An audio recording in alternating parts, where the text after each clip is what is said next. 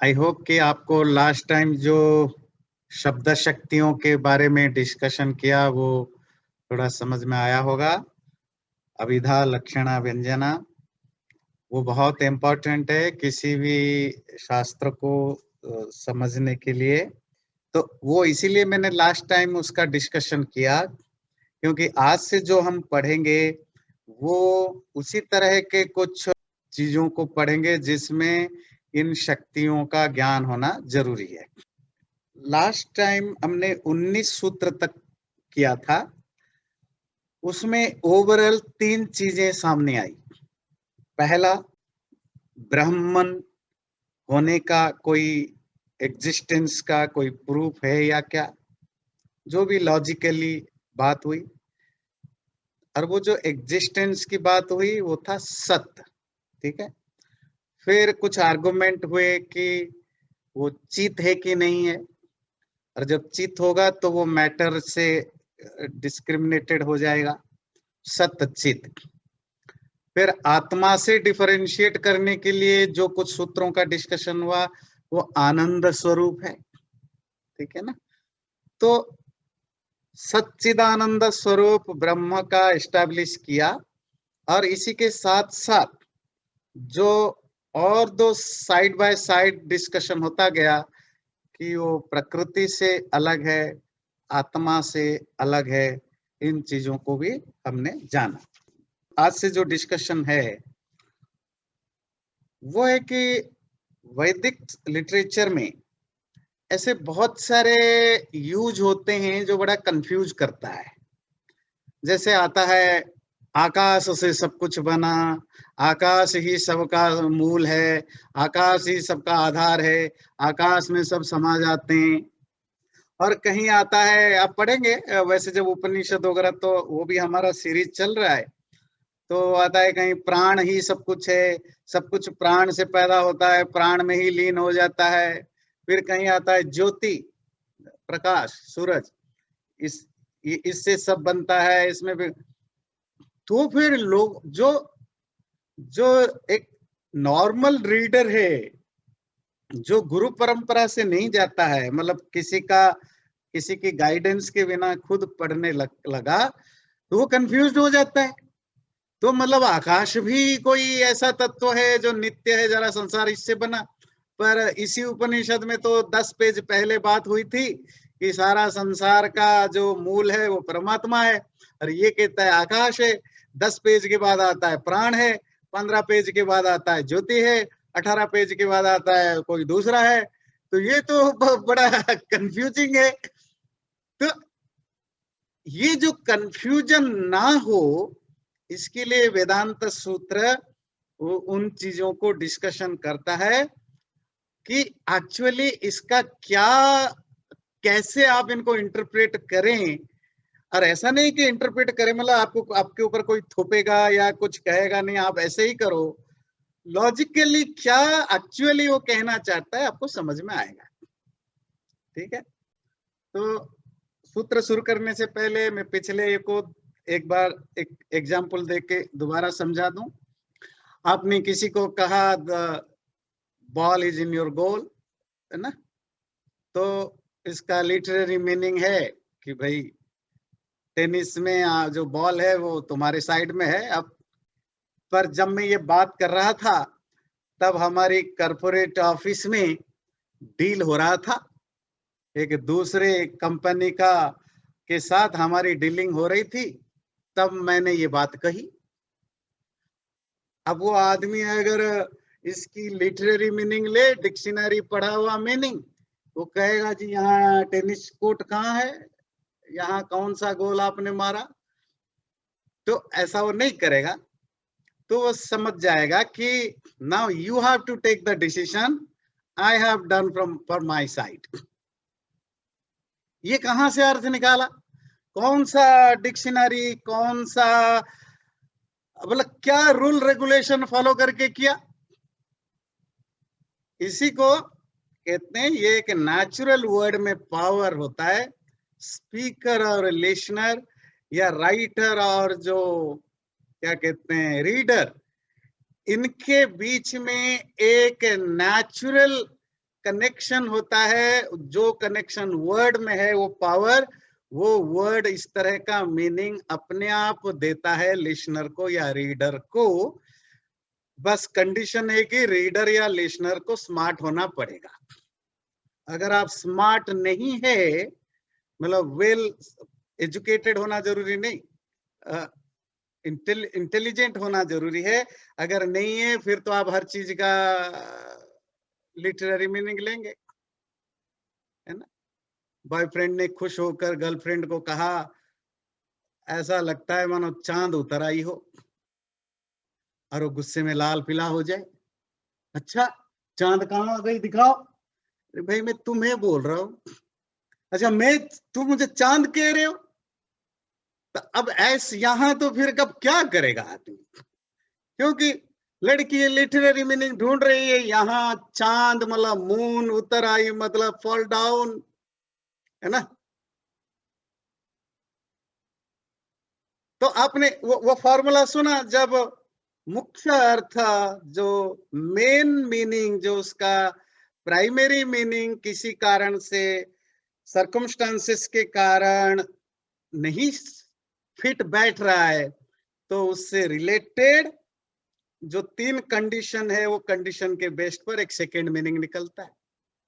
That is का लक्ष्यार्थ। फिर जो व्यंग्यार्थ है वो दूसरा है।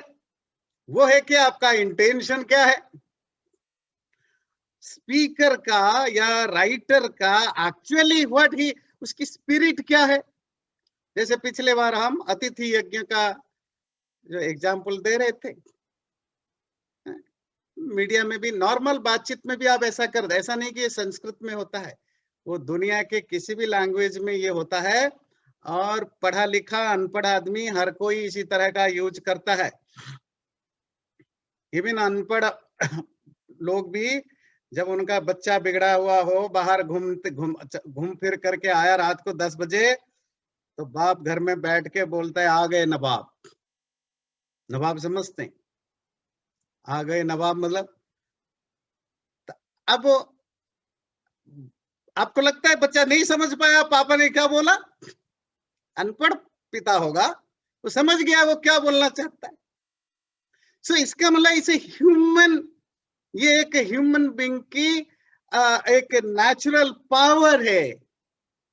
वर्ड, उसकी लिटरेरी मीनिंग, उसकी इंडिकेटिव मीनिंग, और उसका जो सजेशन है। कभी कभी हम इंडिकेटिव मीनिंग समझ जाते हैं पर सजेशन नहीं समझ पाते हैं, बेवकूफी के कारण। तो जो सजेशन है वो सबसे इंपॉर्टेंट होता है, उसको कहते हैं व्यंग्यार्थ, सजेस्टिव मीनिंग। चलिए, ये मैंने थोड़ा किया कि जिन लोगों को भूल गए हो तो याद आए। अब सूत्र पर चलते हैं। आज है 20th सूत्र, अंतस्तद्धर्मोपदेशात। अंत, अंत मतलब विद इन और इनसाइड, तत् मतलब ऑफ दैट, धर्मोपदेशात, धर्म मतलब कैरेक्टर्स और कैरेक्टरिस्टिक्स, उपदेशात मेंशन्ड। इसका लिटरेरी मीनिंग होगा क्योंकि उसके अंदर उसके कैरेक्टरिस्टिक्स मेंशन्ड हैं। अब ये आप कहेंगे ये किसके बारे में बात कर रहा है, कुछ समझ में तो आया नहीं। अब ये क्या है, छांदोग्य उपनिषद में एक प्रकरण चलता था और कंफ्यूजन वहीं से हुआ। पहले मैं मंत्र पढ़ा दूं, फिर आपको उसका मीनिंग स्लाइड भी दिखाऊंगा, वो करेंगे। उसमें आता है, अथ य एषो अंतरादित्ये हिरण्मयः पुरुषो दृश्यते। ये जो सूरज के अंदर, आदित्य में, आदित्य तो समझ में आता है, सूरज गोल्डन सोना जैसा चमकता हुआ एक पुरुष दिखता है, जिसकी हिरण्यश्मश्रु, गोल्डन बियर है, दाढ़ी है, सोने के दाढ़ी। हिरण्य केश, उसके रोए हैं, वो भी गोल्डन है। आप प्रणखात, नाखून से लेकर सर तक सब गोल्डन ही, सुवर्ण गोल्डन है। और वो जो सूरज के अंदर है, इट इज नेम्ड उत। उत का मतलब जो राइजिंग करता है, उदित होता है। ऋग्वेद सामवेद उसके जॉइंट हैं, और वो सारा संसार का स्वामी है, जो सूरज से भी ऊपर है, और सारे संसार के बस लोग उसको चाहते हैं। अब समझ में आया? आप इसका क्या मीनिंग निकालेंगे? लिटरेरी मीनिंग समझ में आया? क्लियर है? सूरज के अंदर एक पुरुष है गोल्डन कलर का, और वो चमकीला है, उसकी दाढ़ी भी चमकीले हैं, चमकीला है। आपने लिटरेरी मीनिंग देखा? सूरज के अंदर तो कोई रह ही नहीं सकता। डिनाइड हुआ फर्स्ट मीनिंग। सिंपल है लॉजिकली, कि सूरज तो गर्म है, आग है, वहां कौन रहेगा? चलो सोने वाला हम मान लेते हैं, हो सकता है हम बहुत सारे माइथोलॉजिकल स्टोरीज पढ़ते हैं कि भाई हो सकता है किसी के गोल्डन कलर के बाल हो, दाढ़ी हो, पूरा सूरज के अंदर हो नहीं सकता। फिर उसी उपनिषद के नीचे एक अलग लाइन में लिखा, वो मनुष्य के आंख में भी वो दिखाई देता है, आंख के अंदर भी है। जो सूरज में आदमी है वही आदमी इंसान की आंखों में भी है, वही साम है, वही उक्त है, वही रजु है। तो पूर्व पक्ष ने कहा, पूर्व पक्ष समझते हैं, सपोज जो जो जो क्वेश्चन पूछने वाला क्वेश्चनर ने पूछा कि ये तो सूरज के बारे में बात कर रहे हैं, सूरज में तो कोई आदमी नहीं हो सकता, क्लियर है, वो तो हम भी मानते हैं, और आंख में भी कोई आदमी नहीं हो सकता, but it is talking about the sun, the indicative meaning, क्योंकि गोल्डन कलर सन का हो सकता है, सूरज सोने का है, और उसकी जो बाल है वो भी सोने का, बाल का मतलब जो सन रेज है उसकी बात कर रहा होगा। ठीक है, तो फिर सूरज मान लें कि ये सूरज की बात कर रहा है, सूर्य ही ब्रह्म है, सूर्य ही संसार का करता है, इसी की बात कर रहे। ब्रह्म सूत्र कहता है न, नहीं। क्यों? क्योंकि its characteristics are mentioned also. तुम वो एक लाइन तो पढ़ लिया, उसके ऊपर और नीचे वाले लाइन छोड़ दिया कॉन्टेक्स्ट को। उस कॉन्टेक्स्ट में कहा गया, उसके नीचे वाले लाइन में था कि वो जो सूरज है वही सामवेद है, वही ऋग्वेद है, वही यजुर्वेद है, वही ब्रह्म है, वो संसार का मूल है, और वो उसके आंखों में भी है। अगर आप कहोगे इसका अर्थ सूरज है, ध्यान दीजिएगा, फिर दूसरे के आंख में वो कहां से आएगा? सूरज क्या दूसरों के आंखों में होता है? नहीं। अच्छा, वो यजुर्वेद कैसे बनेगा? क्या यजुर्वेद ऋग्वेद सामवेद से उसका क्या लेन देन होगा? संसार का मूल कैसे मानोगे? तो जो उस वाक्य के आगे और पीछे जो डिस्कशन चल रहा है, उससे आपको अर्थ निकालना पड़ेगा कि ये जो मंत्र बात कर रहा है ये ब्रह्म की बात कर रहा है। आप कहेंगे ब्रह्म कैसे होगा? ब्रह्म तो अकायम अव्रणम अश्नाविरम, उसका तो कोई शरीर नहीं है, उसकी तो कोई नस नाड़ियां नहीं है। अभी आपने पढ़ा ना मुंडक उपनिषद में, इसमें पढ़ा, तो ये तो उसके एक पूरा फिजिकल स्ट्रक्चर को डिस्क्राइब कर रहा है। वो कैसे होगा? बोले ये लक्षणार्थ लक्ष्यार्थ है। लक्ष्यार्थ मतलब सूरज जैसे चमकीला है, जैसे सूरज समस्त सोलर सिस्टम के हर चीज को मेंटेन करता है, उसके कारण हर चीज रोता है, उसी तरह परमात्मा सूरज का भी सूरज है, और वो सूरज जैसे सब चीजों का वही मूल है। ये लक्ष्यार्थ है।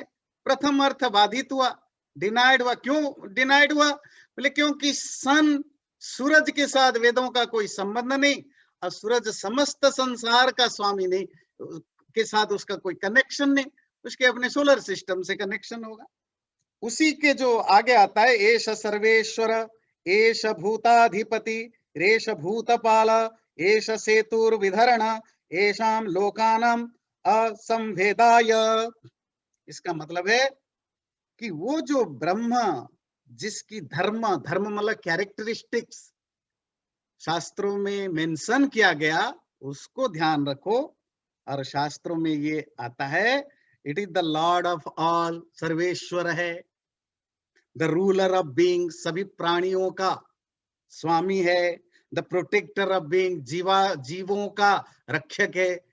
तो इसी से ब्रह्मा और सूरज को वो डिस्टिंक्ट करता है। तो फिर ये ऐसा वाक्य यूज क्यों किया? लास्ट टाइम भी बहुत लोगों ने पूछा था कि ये ब्रह्म, कभी कभी ऐसा लगता है जैसे हमारे शास्त्र घुमा फिरा के बात करते हैं। घुमा फिरा के नहीं, बात है कि कुछ चीजें कॉम्प्लिकेटेड होता है, उसको आप सीधा बोलेंगे समझ में नहीं आएगा। अब ये पब्लिक के डिस्कोर्स में आप किसी फिजिक्स के बड़े प्रोफेसर को बुलाएं जो नोबेल पुरस्कार जीता है, आप इसको बोलोगे कि बताइए आपने जो इनोवेट किया जिसके कारण नोबेल पुरस्कार मिला, ये पब्लिक में बताइए। वो क्या बताए? अगर कुछ अपने स्टाइल में बताए तो आपको कितना समझ में आएगा? तो फिर वो क्या करेगा? अगर आपको बताना ही पड़े कि पब्लिक को समझ में आए, तो वो क्या करेगा? मेटाफोरिकल जो जो स्टाइल है उसको लेगा। अच्छा, आपको पता है आपके जो जैसे समुंदर आपने देखा, तो समुंदर में देखते हैं ऐसे लहरियां आते, तो आप कनेक्ट करते हैं ना, क्योंकि आप पूरा नहीं समझ पाओगे, आप उस लेवल के नहीं हो। इसी तरह ऋषि जिस लेवल पर बात करता है, वो जो रियलाइज किया है, वो एक आम आदमी को बातें कन्वे करेगा, उसको समझ में नहीं आएगा। तो ऋषि जस्ट ट्राइंग टू कन्वे कि ज्यादा से ज्यादा मैं क्या करूं कि लोग उससे कनेक्ट कर पाए। वो कभी बोलता है वो समुंदर की तरह गहरा है, और तुम समुंदर पकड़ के बैठ गए। अच्छा, ऋषि ने कहा समुंदर की तरह गहरा है, इसका मतलब गॉड तो लिमिटेड है। क्यों? क्योंकि समुंदर तो लिमिटेड होता है ना? बस। अच्छा, उसने कहा कि सहस्त्र सूर्य के समान है। अच्छा, मतलब सहस्त्र सूर्य के समान मतलब ये सूरज जैसा 1000 गुना बड़ा है और रोशनी देता होगा। बात समझ में आती है? ऋषि कोशिश करता है वो आपको कन्वे करने के लिए उसकी जो जो जो जो बड़ापन है, जो गहराई है, जो उसको, पर आप हमेशा मीनिंग निकालते जाते हो जो लिटरेरी मीनिंग है। तो जनरली जो स्पिरिचुअल डिस्कोर्स होता है उसमें ज्यादा से ज्यादा मेटाफोरिकली और सिंबलिकली सेंटेंस को यूज किया जाता है, जिससे कि आम लोगों तक बात थोड़ा इजीली कन्वे हो पाए। और उसके लिए आपको अगर ठीक ठीक समझना है, then you have to be smart कि इसका लिटरेरी मीनिंग क्या है, इंडिकेटिव मीनिंग क्या है, सजेस्टिव मीनिंग क्या है, और एक्चुअली ऋषि या शास्त्र क्या बताना चाहता है, उसका स्पिरिट क्या है। That spirit is suggestion, that is a suggestive meaning. भेद व्यपदेशात चान्यः, भेद डिस्टिंक्शन, डिफरेंस, व्यपदेश मेंशन, उपदेश, upadeshat, because of an account of a distinction being mentioned, cha and anya, that is different। इसका मतलब हुआ क्योंकि उन्हीं शास्त्रों में, शास्त्र का मतलब वेद उपनिषदों में, सूरज और ब्राह्मण के बीच में जो डिस्टिंक्शन है वो भी मेंशन्ड किया गया है। इसीलिए ये वो सूरज नहीं जो वाक्य में बताया गया, वो अन्य है, वो दूसरा है। ये अन्य शब्द का ध्यान रखिए, अन्य, डिफरेंट। अन्य का मतलब जो उसकी लिटरेरी मीनिंग था वो नहीं है, जो उस लेटर में नहीं है वही अन्य है, उसी के बारे में शास्त्र बात कर रहा था। Something else which is not the part of the sentence। तो सूत्र कहता है भेद व्यपदेशात। अच्छा, क्यों हम मान ले कि ये सेंटेंस में सूरज की बात नहीं ब्रह्म की बात हो रही है, अन्य की बात हो रही है? लॉजिक दिया, भेद व्यपदेशात। भेद व्यपदेशात बिकॉज जो लिटरेचर हैं या जिस जगह पर ये डिस्कशन हुआ है वहीं पर या उसके आगे पीछे सूरज और ब्रह्म के डिस्टिंक्शन क्लियरली बता दिया गया है। य आदित्ये तिष्ठन् आदित्यात् अंतरो यम आदित्यो न वेद यस्य आदित्यः शरीरम य आदित्यम अंतरो यमयति एष स आत्मा अंतर्यामी अमृतः। इसका मतलब है वो जो आदित्य में है, आदित्य से अलग है, आदित्याद अंतरः। यम आदित्यो न वेद, जिसको खुद सूरज ही, आदित्य मतलब सूरज, ओके बी क्लियर, इसको खुद आदित्य ही नहीं जानता वो कौन है। जिसका शरीर सूरज है पर सूरज उसको नहीं जानता, जो सूरज में है वो सूरज से अलग है, सूरज उसको नहीं जानता पर सूरज उसका शरीर है। इसी तरह आगे बोलता है, यो विज्ञान तिष्ठन् विज्ञानात् अंतरो यम विज्ञानम न वेद यस्य विज्ञानम शरीरम यो विज्ञानम अंतरो यमयति एष स आत्मा अंतर्यामी अमृत। यह आत्मा को भी डिफरेंशिएट कर रहा है परमात्मा से। वो जो जिसके कारण झगड़ा हो रहा है क्योंकि हमने ब्रह्म शब्द यूज नहीं किया था, वो जो मतलब जो ब्रह्म जो विज्ञान में है, विज्ञान मतलब विज्ञानमय कोश, विज्ञानमय कोश किसका होता है, उस दिन डिस्कस कर रहे थे ना, आत्मा का। और वो जो विज्ञानमय का मतलब आत्मा, वो जो विज्ञानमय में है, आत्मा में है, वो आत्मा से अलग है, विज्ञानात अंतर।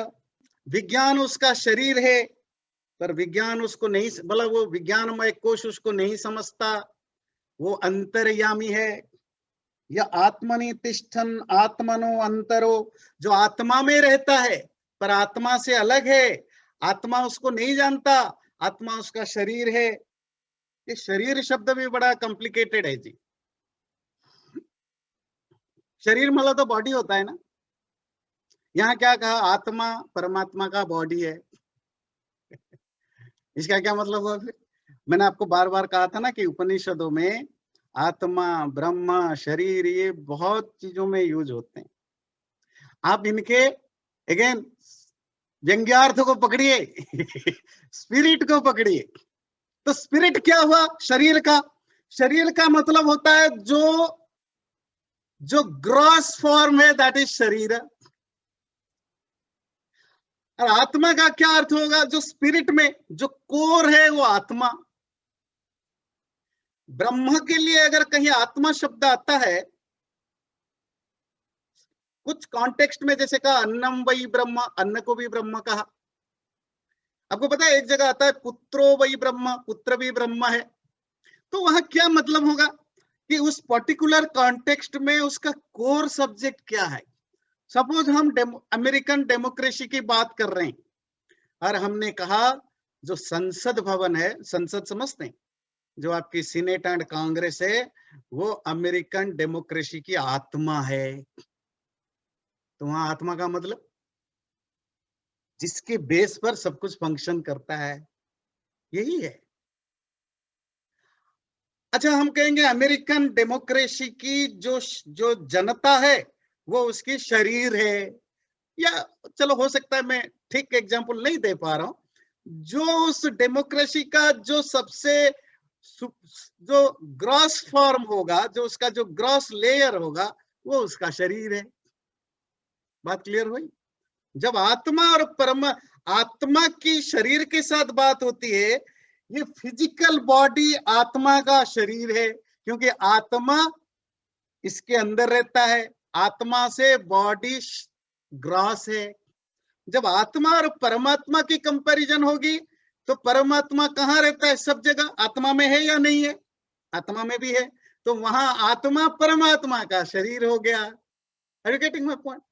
फिर कल आप कहेंगे अच्छा, मतलब आपने कहा आत्मा परमात्मा का शरीर है, मतलब आत्मा परमात्मा मिल के जैसे आप समझा रहे थे जीवात्मा, तो ऐसा ही कुछ होगा। ऐसा कुछ नहीं। जब किसी ने कहा तुम्हारा मुंह चांद जैसा है, बस चांद की जो खूबसूरती है उतना बोला, ये नहीं बोला कि तुम्हारे मुंह में भी चांद की तरह पत्थर होगा। बस चांद की खूबसूरती को मैंने कंपेयर किया, इसीलिए चांद बोला। तुम ज्यादा अंदर मत जाओ कि तुम्हारे लिए भी कोई शटल लाएंगे, वो स्पेस शटल लाएंगे जाने के लिए, और उसमें भी दाग नहीं। समुंदर की तरह गहरा हो, अगर किसी ने बोला कि तुम्हारा ज्ञान तो समुंदर की तरह गहरा है, फिर कहोगे अच्छा मतलब आप कहते हो मेरा ज्ञान जो है नमकीन है, सल्टी है? नहीं भाई। बस समुंदर से तुम्हारा कंपैरिजन उतने तक है जो गहराई तक है, उससे बाकी कोई लेन देन नहीं। बात समझ में आती है? वही है। तो जब आत्मा और परमात्मा को शरीर और आत्मा कहा, उसका सिर्फ इतना मतलब है, आत्मा इज ग्रॉसर देन परमात्मा, परमात्मा इज शटलर देन आत्मा, दैट्स इट। इसका और कोई अर्थ नहीं निकलना चाहिए। तो ये जो ये जो भेद भेद समझ में आता है, जो डिस्टिंक्शन उपनिषदों में दिया है, इन डिस्टिंक्शन का ऑलरेडी क्योंकि मेंशन किया गया है, इसीलिए ऐसे वाक्यों में परमात्मा का ही रेफर करना चाहिए, न कि सूरज का या आत्मा का रेफरेंस लेना चाहिए। ठीक है। इसी से रिलेटेड और बड़ा 2-3 इंटरेस्टिंग सूत्र है जो बिल्कुल इसी से मैच करता हुआ। अगला सूत्र है आकाशस्तल्लिंगात। आकाश, आकाश समझते हैं, ईथर, स्पेस। तत् मतलब दैट, लिंग कहते हैं जो जो साइन होते हैं ना, मार्क्स होते हैं, कैरेक्टरिस्टिक मार्क्स होते हैं, उसको कहते हैं। अच्छा, इसको समझने से पहले थोड़ा सा मैं आपको इसकी जो बैकग्राउंड बता दूं। अब कहीं कहीं आता है आकाश जो है वो सारा संसार आकाश से बना। जैसे एक मैं छांदोग्य उपनिषद को कोट करूं, प्रवहन जावाली नामक एक ऋषि शिलाक शालवत्य नामक गुरु से प्रश्न पूछा, संसार का गोल क्या है? अगर मैं आप आपस में पूछें कि भाई हम सबका गोल क्या है, स्पिरिचुअल गोल हो या जो एक्सट्रीम गोल, हम क्या कहते हैं? मोक्ष है, मुक्ति है, परमात्मा है, आत्मा है। और वो जो ऋषि थे वो अपने ढंग से बोलने वाले थे। उन्होंने बोला आकाश। बोले संसार की जो गति, गति मतलब जो गोल है, जो जो फाइनल गोल है, वो आकाश है। क्यों? का गति आकाश इति, क्यों? सर्वाणि इमानि भूतानि आकाशादेव समुत्पद्यन्ते। ये समस्त संसार और प्राणी उस आकाश के कारण पैदा हुए हैं। आकाशम प्रत्यस्तम गयन्ति, प्रलय में भी उसी में समा जाते हैं। आकाश ही एवेभ्य जायान, आकाश इन सबसे बड़ा है। आकाश परायणम, akash is the supreme goal, ultimate goal. सएव परो बरियान उद्गित, और वही उद्गित है। आपने मांडुक्य उपनिषद पढ़ा ना? मांडुक्य में ब्रह्म का नाम क्या दिया था? ओम। ठीक है। इस ओम का एक दूसरा नाम है जो छांदोग्य उपनिषद में सामवेद में यूज होता है, उद्गीत। तो जो ऋग्वेद में जिसको ओम कहा जाता है, सामवेद में उसको उद्गीत कहा जाता है। जो दूसरे वेदों में जिसको ब्रह्म का, परमात्मा का नाम बताया जाता है ओम के रूप में, सामवेद और सामवेद के जो उपनिषद है उसमें उस ओम को उद्गीत कहते हैं। तो उद्गीत और ओम एक ही बात है, बस वो छांदोग्य उपनिषद क्योंकि सामवेद से रिलेटेड है तो वो उसको उद्गीत कहता है। तो उद्गीत का मतलब क्या हुआ? ब्रह्म। मैं डिटेल में नहीं जाऊंगा, उद्गीत कैसे बना, क्या हुआ, वो तो हम अलग से पढ़ेंगे, आज का कॉन्टेक्स्ट अलग है। बस ध्यान रखिए, उद्गीत और ओम एक ही चीज है, और ओम परमात्मा का, ब्रह्म का नाम है, तो इसी तरह उद्गीत भी परमात्मा का नाम है। जब मैं कहूं वो ओम है, इसका मतलब वो ब्रह्म है, परमात्मा है। इसी तरह जो छांदोग्य कहे कि ये उद्गीत है, उसका मतलब है कि वो कहना चाहता है कि ये ब्रह्म है। तो इस कॉन्टेक्स्ट में जब जावाली ने पूछा कि संसार का एब्सोल्यूट गोल क्या है? तो गुरु शिला का शालावत्य कहते हैं कि आकाश है, और आकाश में सब प्रलय हो जाते हैं, आकाश ही सबका ओरिजिन है, आकाश सबसे बड़ा है और आकाश ही उद्गीत है। इंटरप्रिटेशन करने वालों ने क्या लिख दिया कि ये जो आकाश है, स्पेस है, यही सब कुछ है। तो हम तो आकाश को ही पूजेंगे, क्योंकि देखो प्रमाण मिलता है छंदोग्य उपनिषद में। कहीं इस तरह की गड़बड़ियां ना हो तो ब्रह्म सूत्र उसी को ऐसे जगह पर चीजों को थोड़ा क्लैरिटी लाने के लिए बोलता है। ऐसे जगह पर जहां आकाश आया, वो आकाश ये आकाश नहीं। ये आकाश को क्या बोलते हैं? भूताकाश। भूत जानते हैं? एलिमेंट, 5 बेसिक एलिमेंट्स होते हैं ना, आकाश, वायु, अग्नि, वायु, जल, पृथ्वी, है ना। ये जो 5 एलिमेंट होते हैं, तो आकाश भी है, पंच महाभूत। ये पंच महाभूत खुद, जो पंच महाभूतों में जो आकाश है, वो खुद बना हुआ है किसी से। तो कहां से बना है? तन्मात्राओं से। वो तन्मात्रा कहां से बने हैं? अहंकार से। अहंकार कहां से बना? महतत्व से। और महतत्व कहां से बोले? मूल प्रकृति से, सत्व रजत तमस से। ये तो हमने बहुत गीता में भी और बाकी जगह खूब डिटेल में इसकी डिस्कशन किया है। तो पंच महाभूत का जो आकाश है, वो खुद ही कार्य है। कार्य समझते हैं? वो इफेक्ट है। वो कॉज कैसे बनेगा? चलो ठीक है, कॉज देखिए, कुछ शब्द बड़ा रिलेटिव होते हैं। जैसे आप एज ए फादर और मदर, आप अपने बच्चों के कॉज हैं, ठीक है ना? नहीं, आप भी कारण है, पर आप अपने माँ बाप के कार्य हैं, इफेक्ट है। बात क्लियर हो रही है? इस नाते तो ठीक है, पंच महाभूत भी बहुत सारे चीजों के कॉज हैं और पर कार्य भी है। पर जो इस छांदोग्य उपनिषद में जो लिखा है, वो ये नहीं लिखा। उसने क्या कहा? सबका कारण है। सबका कारण कैसे? मतलब प्रकृति का भी कारण वही होगा क्या? आत्मा का भी कारण वही होगा क्या? नहीं, वो तो परमात्मा है। That is the absolute cause.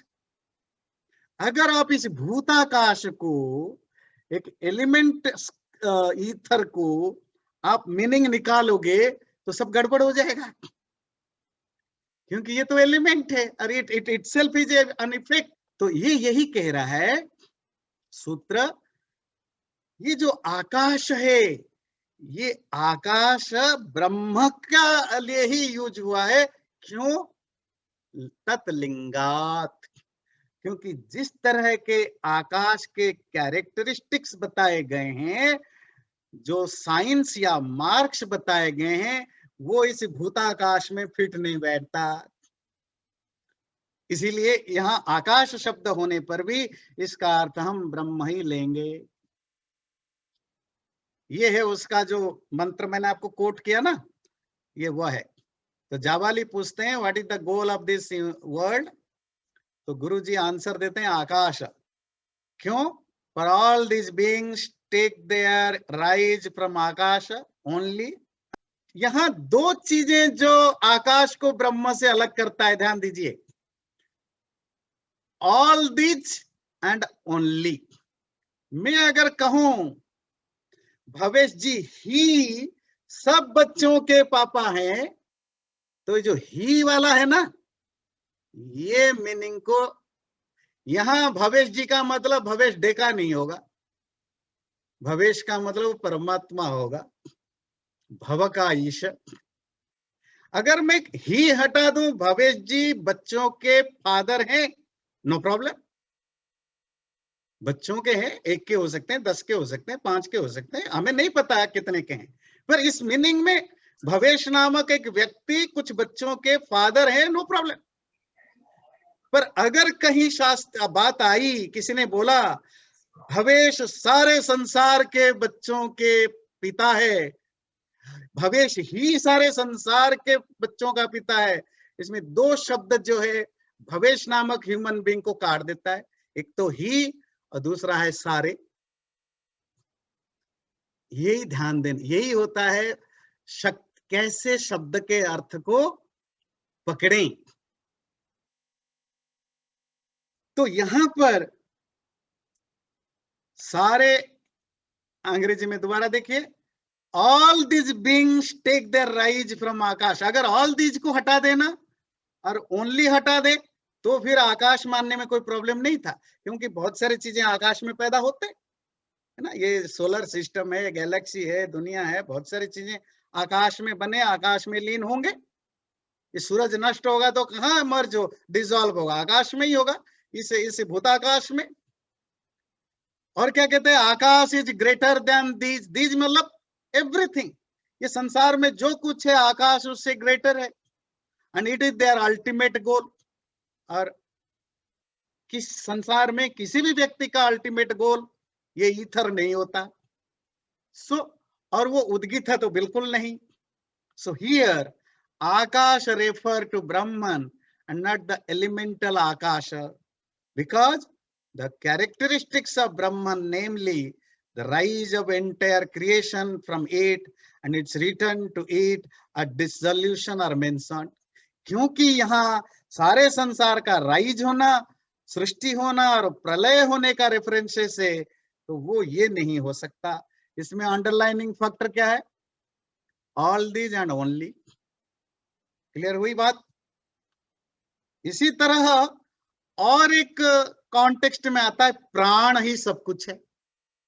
प्राण, प्राण इति सर्वाणि हवा इमानि भूतानि प्राणमेवाभिसंविशन्ति। ये जो प्राण है ये सब कुछ है। सारे प्राणी इस प्राण से पैदा हुए, सारे प्राणी इस प्राण में समा जाते हैं, मतलब डिसॉल्व हो जाते हैं, यही सब कुछ है। शिष्य ने पूछा कि मतलब प्राण ही संसार का प्राण मतलब ये जो हम वाइटल एयर है, यही संसार का सब कुछ है। आप तो कह रहे थे ब्रह्म हो। नहीं, देखो यहाँ लिखा हुआ है प्राण सब कुछ है जी, यहाँ तो लिखा है पर वहां ब्रह्म लिखा है। देखिए कंफ्यूजन आम आदमी कहाँ होता है। जैसे किसी ने मुझे पूछा कि भगवान क्या होता है, मैंने बताया कि ये होता है। वो कहेगा नहीं, दूसरे वो स्वामी जी आए थे वो बता रहे थे ऐसा है, वो तीसरे गुरु जी आए थे उन्होंने बताया ऐसा है, और मैंने वो एक बुक पढ़ा उसमें वो लिखा था ऐसा है। मैं किसकी मानूं? अब मैं क्या बोलूं किसकी मानूं? अब इस आंसर क्वेश्चन का, अब या तो मैं बोलूं कि मुझे ही मानो, फिर आप कहोगे आप तो बड़े घमंडी हो, अब कहते तो मुझे मानो, क्यों वो क्या तुमसे कम है? भाई मैं कैसे जानू कम है कि बहुत है? इसका आंसर मेरे पास नहीं है ना, मैं कैसे मानूं? सब अलग अलग लोग बोलते हैं अलग अलग बातें। शिष्य का यही क्वेश्चन है कि चलो ठीक है, आपने कहा वहां लिखा है ब्रह्मा सबका आधार है, यहाँ लिखा है प्राण सबका आधार है, तो मैं ब्रह्म क्यों मानू प्राण क्यों नहीं मानू? एक ही बुक में तो लिखा है ना। बात समझ में आती है कहाँ डाउट होता है कॉमन मैन का शास्त्र पढ़ते समय। तब गुरु ये बोल के नहीं टाल सक, क्या बोलेगा आप? सचमुच 10 पेज पहले लिखा है ब्रह्म सब कुछ है, 15 पेज के बाद लिखा है आकाश सब कुछ है, 18 पेज में लिखा है प्राण सब कुछ है। शिष्य पूछता है मैं आप प्राण क्यों ना मानू, आकाश क्यों नहीं मानू, गणेश क्यों ना मानू, मैं क्यों मानू ब्रह्म? क्योंकि सब बातें लिखी हुई है। तब वेदांत सूत्र उसके लिए सॉल्यूशन बताता है। अब ये प्राण का चैप्टर आया तो उसमें वो क्या कहता है, अतएव prana for the same reason, for the same reason prana refers to Brahman. उसी कारण से प्राण यहाँ ब्रह्म के लिए ही रेफरेंस के रूप में यूज हुआ है, और कोई कारण नहीं। अच्छा ये क्या प्रसंग है, थोड़ा कॉन्टेक्स्ट समझेंगे तो आसान रहेगा। छांदोग्य उपनिषद में यह आता है, शिष्य ने पूछा कि इस जो उपासना है प्रस्ताव, इसकी देवता कौन है, मतलब कौन आराध्य है, किसकी हम यहाँ उपासना करेंगे? तो गुरु उशस्ति कहते हैं प्राण, प्राण की उपासना करो। क्यों? प्राण सबका सोर्स है, प्राण में ही सब प्रलय में समा जाते हैं, प्राण से ही सब आते हैं। तो वेदांत सूत्र कहता है अतएव जो लॉजिक हमने आकाश में लगाया वही लॉजिक यहाँ भी है। आगे और पीछे का कॉन्टेक्स्ट देखिए। ये ठीक है, हम मानते हैं कि जो ह्यूमन बीइंग है जब वो सोता है, सुषुप्ति में जाता है, तो उसकी इंद्रियां, मन, ये सब शांत हो जाते हैं, प्राण चल रहा होता है। प्राण तो तब भी चल रहा होता है। तो उपनिषदों में आता है कि ये सब मानो प्राण में ही समा गए, वो ठीक है। पर अगर कहीं आया सारा संसार प्राण में समाता है, फिर वहां तो सारा शब्द जो आ गया, सारा संसार, वहां फिर प्राण, ये प्राण नहीं होगा, वो तो फिर परमात्मा ही प्राण होगा। और आपने केनोपनिषद में पढ़ा, चक्षुषः चक्षु, कान का भी कान, आंख का भी आंख, प्राण का भी प्राण, वहां परमात्मा को प्राण कहा। इसी तरह बृहदारण्यक उपनिषद में भी आता है, प्राणस्य प्राणम, बृहदारण्यक उपनिषद, सौ प्राणस्य प्राण, केनोपनिषद, यदिदं किंच जगत सर्वं प्राण एजति निःसृतं, कठोपनिषद, प्राणो हि एष यः सर्वभूतैर्विभाति, मुंडक उपनिषद। तो सैकड़ों एग्जाम्पल है। क्या एग्जाम्पल है? जहां ब्रह्म को प्राण कहा गया है। तो यहां हम प्राण शब्द से ब्रह्म लेंगे। क्यों लेंगे? क्योंकि अगर सबकी बात हो रही है, एब्सोल्यूट गोल की बात हो रही है, तो ये प्राण नहीं हो सकता। इसी तरह एक शब्द आता है ज्योति। ज्योति समझते हैं, लाइट। तो यहां भी वेदांत दर्शन वही लॉजिक देता है। लाइट के लिए भी जो जो प्रसंग आया, वो प्रसंग, वहां ज्योति का मतलब लाइट नहीं, यहां भी ब्रह्म ही होगा ज्योति का अर्थ। क्यों? जहां ज्योति का कॉन्टेक्स्ट आया, वहां एक शब्द आया है चरण अभिधानात। अभिधान मतलब मेंशन, चरण मतलब पाद। पाद समझते हैं? पैर। और आपने मुंडक उपनिषद में पाद पढ़ा था ना, तो वो पैर क्या मतलब है? क्वार्टर।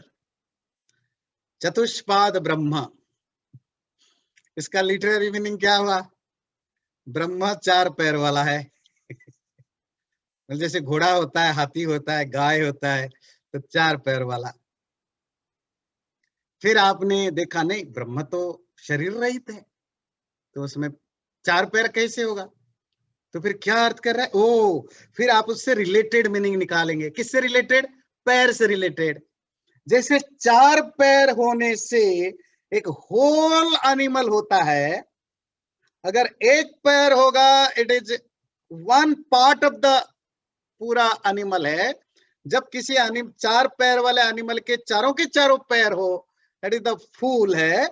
और उसका अगर दो पैर हो, वो हाफ है। एक पैर है तो आधा है, वन फोर्थ है। ये सिर्फ मांडुक्य में नहीं, आपकी डे टू डे लाइफ में भी यूज होता है। जो 25 सेंट को आप क्या बोलते हैं? क्वार्टर बोलते हैं। तो ये भी तो क्वार्टर ही मानते हैं ना, वन फोर्थ। अब दिल्ली में जाओ, हिंदी में अगर सब्जी खरीदने जाओ, एक पाव टमाटो दे दो, एक पाव आलू दे दो। ये एक पाव क्या होता है? पाद, पैर, एक पैर।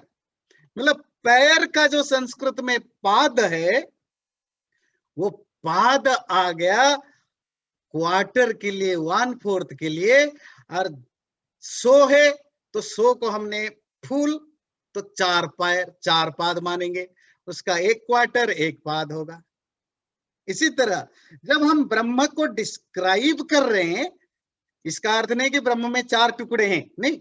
ब्रह्म को समझने के लिए, एक स्टूडेंट के पॉइंट ऑफ व्यू से किसी को समझाने के लिए, हमने उसको चार क्वार्टर में समझाने की कोशिश की। आप जब चारों क्वार्टर समझ जाओगे तो आप पूरे ब्रह्म को समझ जाओगे। अगर एक क्वार्टर को समझोगे तो आपने वन फोर्थ समझा, दो क्वार्टर को समझ गए तो आपने हाफ समझा। तो क्वार्टर को क्या बोला? पाद या चरण। तावानस्य महिमा ततो जायांश्च पुरुषः, पादोस्य सर्वभूतानि त्रिपादस्यामृतं दिवि। ये छांदोग्य उपनिषद में ये मंत्र आया है, पर ये ऋग्वेद में भी यजुर्वेद में भी ये मंत्र मिलता है, पुरुष सूक्त में। और एक इंटरेस्टिंग वर्ड आपको मिलेगा, आप अर्थ लगाइए। सहस्र शीर्षा पुरुषः सहस्राक्ष सहस्रपात। ध्यान दीजिए, वो जो पुरुष है, सिंपल ट्रांसलेशन मीनिंग आपको निकालनी है, वो जो आदमी है उसके 1000 सर है, 1000 हेड, 1000 हैंड्स, सहस्राक्ष सहस्रपात, 1000 आंखें। हमारे जो वेस्टर्न स्कॉलर थे तो उन्होंने ट्रांसलेशन लिखा कि वो एक इमेजिनरी एनिमल की बात कर रहे हैं, जिस एनिमल का 1000 सर है, 1000 आंख है, 1000 पैर है। एक इंडियन स्कॉलर में कमेंट में लिखा, इतना तो अकल लगा देते कि जब 1000 सर होगा तो 2000 आंखें होनी चाहिए, 2000 पैर होनी चाहिए। इतना तो कॉमन सेंस कम से कम लगा देता कि चलो एक एनिमल की बात कर रहे हैं, किसी ऐसे राक्षस की बात कर रहे हैं जिसके 1000 सर है, 1000 आंखें हैं, 1000 पैर है। तो 1000 कैसे होगा? कम से कम 1000 सर हो तो 2000 हाथ होंगे ना, मतलब एक हेड मल्टी 2 होगा। तो ये वेस्टर्न स्कॉलर की गलती है कि नहीं पता नहीं है, वो समझ नहीं पाता लैंग्वेज की क्या तरीका होता है। अच्छा चलिए, मैं आपके ऊपर अब छोड़ता हूं।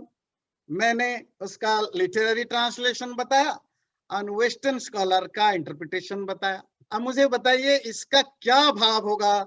1000 सर वाला, 1000 पैर वाला, वो तो आप बोलेंगे आत्म परमात्मा है, दैट्स अ डिफरेंट थिंग। कैसे परमात्मा अर्थ निकालेंगे ये बताइए। Just to put it very simple way कि ऐसा शक्ति जिसमें सोचने की क्षमता बहुत ज्यादा है, जो सब कुछ देख रहा है, सब जगह क्या हो रहा है, और जो कहीं भी पहुंच सकता है। That's I think simple. अगर 1000 है तो अगर सर्वव्यापी है तो वो तो उसके फिर अनगिनत कान, अनगिनत आंखें होंगी, अनगिनत हाथ पैर होंगे। अनगिनत, अनकाउंटेबल। आप कहेंगे आप अपनी मर्जी से क्यों अनगिनत बोला? मर्जी से नहीं। दुनिया में किसी भी देश में कहीं भी चले जाइए, जब आपको अनकाउंटेबल की बात हो, आप क्या बताते हो? अच्छा, वाशिंगटन में कितने भीड़ थी? हजारों लोग थे। तो मैं पूछूंगा काउंट करके आए थे? 1000 थे कि 1012 थे? अब क्या बताओगे? इसके पास लाखों रुपए हैं। व्हाट डज इट मीन लाखों? इज 1 लाख और 2 लाख और 3 lakh? He is very rich. Unlimited. He is very बहुत है। ये ह्यूमन नेचर है। हम, वो अंग्रेज हो, फ्रेंच हो, हिंदी हो, कोई भी हो, हम इसी तरह की बात करते हैं। ऋषि मुनि भी इसी लैंग्वेज में बात करते हैं। हजारों सर मतलब मेनी, उसके जितने संसार में प्राणी हैं उतने उसके सर हैं। एको हम बहुश्य, वो एक रूपम रूपम प्रतिरूपम बभूव। हर प्राणी के अंदर आप परमात्मा है तो हर प्राणी उसका एक रूप है। तो हर प्राणी का एक सर है, सब उसी के सर है, सब उसी के हाथ है, मतलब मैं नहीं। वो परमात्मा क्योंकि सर्वव्यापक है, सबके अंदर है, तो जितने सर हैं सब उसी के सर है। उस व्यक्ति का एक पाद तो सारे संसार में फैला हुआ है, सारा संसार उसके एक पाद में समाया हुआ है। त्रिपादस्य अमृतम दिवि, उसके 3 पाद मतलब 3/4, 75% अमृत है, और वो ज्योति में है, द्युलोक में। दिवि, दिव्य मतलब द्युलोक में, द्यु का मतलब होता है चमकीला, लाइट, लाइट में है। ये जो पाद शब्द लेकर के तुम ज्योति को ब्रह्म मानते हो, ये गलत है, क्योंकि जो पाद का रेफरेंसेस है ये हमारे शास्त्रों में ब्रह्म के लिए आता है या जीव के लिए। चलो आप इसको थोड़ा लोकल लेवल पर लाओ तो जो जीव होते हैं उनके लिए यूज होता है, पर ज्योति का कभी किसी लिटरेचर में, वैदिक लिटरेचर में प्रकाश के लिए पाद का यूज नहीं मिलता। इसीलिए जहां भी तुम्हें ऐसा ज्योति मिले कि वो सब जगह समाया हुआ है, उसके अंदर सब समाया है, वो ज्योति फिर प्रकाश नहीं, वो परमात्मा के लिए ज्योति आया है। और परमात्मा ज्योति है। ये जैसे तैत्तिरीय उपनिषद में आता है, ये न सूर्यस्तपति तेजसेद्धः, जिसकी तेज से, प्रकाश से सूर्य चमकता है, जिसकी प्रकाश से नक्षत्र चमकते हैं, तस्य भाषा सर्वमिदं विभाति, मुंडकोपनिषद। उसी की चमक से सारा संसार चमकता है। ये ब्रह्म के लिए आया है। तो यहाँ ज्योति शब्द ब्रह्म के लिए यूज हुआ है, न कि ज्योतिष के लिए यूज हुआ है। तो इसी के साथ कंक्लूड करेंगे। ये वाला आप देख लीजिए। Now that light which shines above this heaven, ये एक्चुअली ये जो मंत्र आया है, छांदोग्य उपनिषद में मंत्र आता है, अथ यदतः परो दिवो ज्योतिर्दीप्यते विश्वतः पृष्ठेषु सर्वतः पृष्ठेषु अनुत्तमेषु उत्तमेषु लोकेषु इदं वावतद यदिदं अस्मिन् अन्तः पुरुषे ज्योति।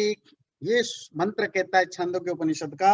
ये जो ज्योति शब्द देखिए, ज्योति, ज्योति का लिटरेरी मीनिंग है लाइट, जो समस्त संसार से ऊपर है, जो सारा संसार जिसके अंदर है, जो सभी संसार के अंदर है, वो जो अंतः पुरुष सबके अंदर रहने वाला अंतर्यामी, वही ज्योति है। तुम अगर ज्योति का अर्थ लाइट लोगे, उसके अंदर सब कैसे आएंगे, सब उसके अंदर कैसे आएंगे। अब प्राणी के अंदर अंतर्यामी कैसे बोले बनेगा। इसीलिए इसका अर्थ वो फिजिकल लाइट नहीं, अपितु ये परमात्मा है। ठीक है, तो ये आज हमने 24 तक सूत्र किया कि जो आपने 1000 का एक्सप्लेनेशन दिया। हाँ हाँ हाँ, इनमें काफी लोग शायद मैथमेटिकली इंक्लाइंड होंगे, तो मैंने तो उसका इंटरप्रिटेशन दिया कि वो इन्फिनिटी है, means it's infinite number of heads, infinite number of feet. Then you really can draw a relationship between 2 feet to a head or whatever, you know, then it's all infinite, which is limitless. तो उसका संस्कृत में कोई equivalent word है infinity? अनंत है ना, अनंत। Okay, अनंत। तो उसने अनंत क्यों नहीं बोला 1000 बोलने के बदले? यही है, क्योंकि क्या है कि ज्यादातर जगह ऋषियों ने अनंत शब्द भी आता है, ज्ञानम अनंतम ब्रह्म। तो मतलब अलग अलग जगह अलग अलग तरह के शब्द यूज हुआ है। और मोस्ट ऑफ जगह पोएटिक वे में ऋषि बात करते हैं। पूरा वेद को आप पढ़ेंगे ना, वो एक पोएटिक वे में लिखा गया है, वो उसको थोड़ा मेटाफोरिकली बताता है। तो ये ऋषियों की स्टाइल है, थोड़ा मेटाफोरिकली बात करने की। तो आज भी हमने जितना डिस्कशन किया, वो कंफ्यूजन क्यों रहा, क्योंकि ऋषियों ने उसको मेटाफोरिकली यूज किया था। जब आप लिटरेचर को पढ़े, वही स्टाइल आपको समझना है। यही वेदांत सूत्र समझाना चाहता है। वो स्टाइल को पकड़ लीजिए, फिर आपको कोई भी प्रॉब्लम नहीं होगा, कंफ्यूजन नहीं होगा। धन्यवाद। तो हिंदी गाना है ना, बोलते हैं ना, सारा प्यार तुम्हारा मैंने बांध लिया है आंचल में, समथिंग लाइक देखिए, अब इसका मीनिंग आप क्या निकालेंगे? हाँ। सारा प्यार तुम्हारा बांध लिया आंचल में। अब इसका लिटरेरी मीनिंग क्या निकालेंगे? कुछ है मीनिंग नहीं ना, पर समझने वाला समझ जाता है ना। आप भी एंजॉय करते हैं ना, आपको भी पता है यहाँ आंचल का मतलब क्या है, बांधने का मतलब क्या है। इसको एक से अनेक भी बोल सकते हैं ना, 1000 की जगह अनेक। हाँ, वही अनेक। और भूषण जी ने उसको, वो अनेक की जब सबलाइम स्टेज हो जाता है, फिर आप इसको अनंत कह देते हैं, इन्फिनिट कह देते हैं, है ना। तो जो नंबर्स अब काउंटेबल ना रहे, तो वो इन्फिनिट हो जाता है। ठीक है, तो आप कहीं भी जा सकता है, क्योंकि आप इमेजिन कर सकते हैं, क्योंकि आप नंबर तो बता नहीं सकते। तो दैट्स ऑल। चलिए प्रार्थना करते हैं। सर्वे भवन्तु सुखिनः, सर्वे सन्तु निरामयः, सर्वे भद्राणि पश्यन्तु, मा कश्चित् दुःखभाग् भवेत्। ओम शांति शांति शांति। चैनल को सब्सक्राइब जरूर करें और वीडियो अच्छा लगे लाइक भी जरूर करें।